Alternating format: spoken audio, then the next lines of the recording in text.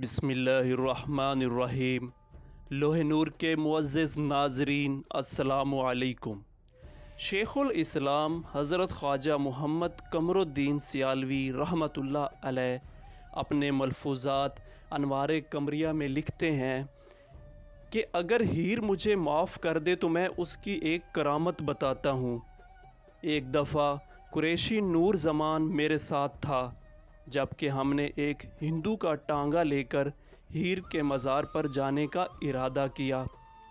وہاں پہنچ کر ٹانگا والے سے کہا کہ 2:30 بجے رات کے ریل پر سوار ہونا ہے، ہمیں آ کر وقت مقرر پر لے جانا۔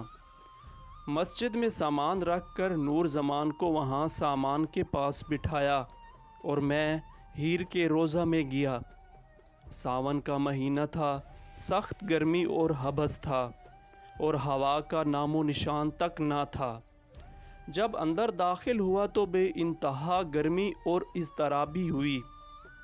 اگرچہ روضہ کی 4 دیواری کے اوپر سے خلا تھا، چھت بالکل نہیں تھی، تاہم دیواروں کے اندر گرمی ہی گرمی تھی۔ رات کا وقت تھا، سرہانہ کی طرف بیٹھ کر سورۃ الملک پڑھنا شروع کر دی۔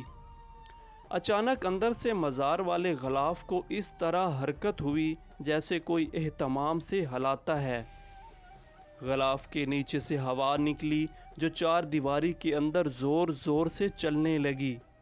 نہایت خوشبودار، ٹھنڈی اور راحت بخش ہوا چلتی رہی، یقیناً بہشت سے ہوا آئی ہوئی تھی۔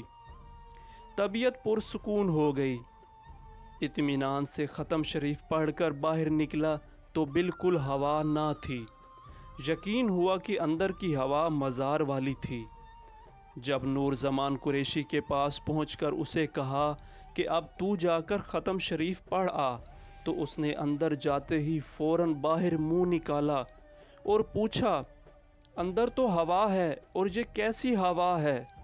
میں نے کہا تو ختم پڑھ، یہ کیا پوچھتا ہے؟